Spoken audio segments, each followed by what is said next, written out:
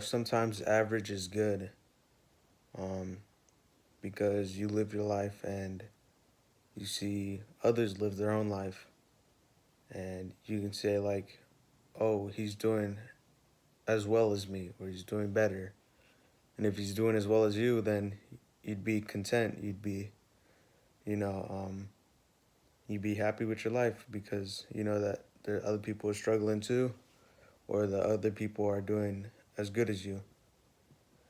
But if all you see is people doing better than you, it could affect you in a negative way, but it could affect you in a good way. Like, you could be happy with your life. You could still be optimistic. You don't have to be pessimistic about it. But you could see that, they're doing better, but you're okay with that. You know, as long as you like your achievements in life and know that you worked hard for those achievements. Um, that's just one thing about being average. I don't know why I always come back to that being average idea.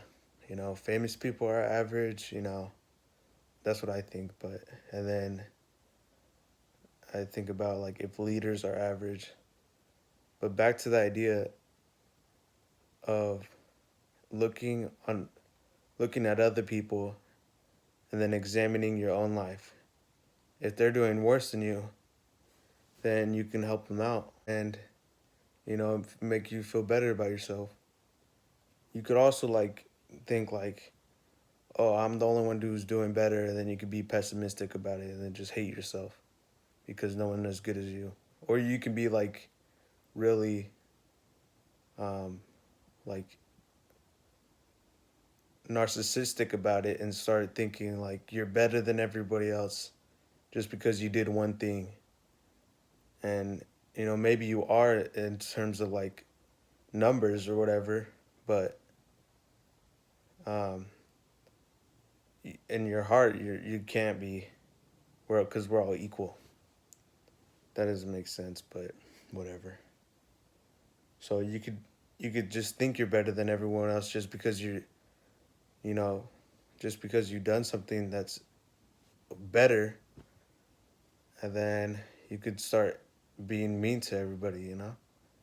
Or you can help them out if they're doing worse than you in life.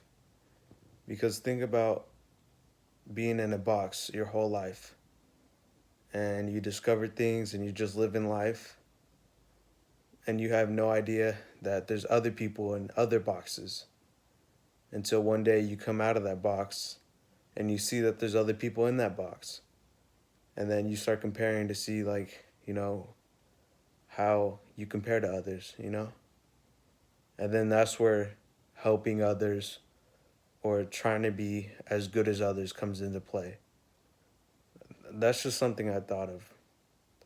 And I don't know why I keep coming back to this idea of average. And one thing to know is like, what's the opposite of average? Like, is it is it above average? Is it below average? Or is it both? Infinity? Average would be like zero because average is in the middle. Zero is in the middle of all the numbers, if you really think about it. So what's the opposite of zero? It's just something to think about. But I don't know why you always keep. I don't know why I always keep coming back to this idea. It's just I don't know. So the idea of average is like it's always something that you can look back on or you can look towards and know that it's there. Like um, if everyone likes the color blue, you can know that what other people think, and then you can start thinking like, oh, they like the color blue, but why? What makes the blue, well, the color blue so uh, likable? So being average is gonna always be there. So um, you can look to it for like guidance, basically, as a like a set. bar. It's a bar set there by the average person, and you can use that as guidance for life, you know? So you can see why they like the color blue, and you can choose either to like the color blue or not to. And that's the whole point of it. You can choose to be average, or you can choose to be better than average or less than average. So that's the point I was trying to make.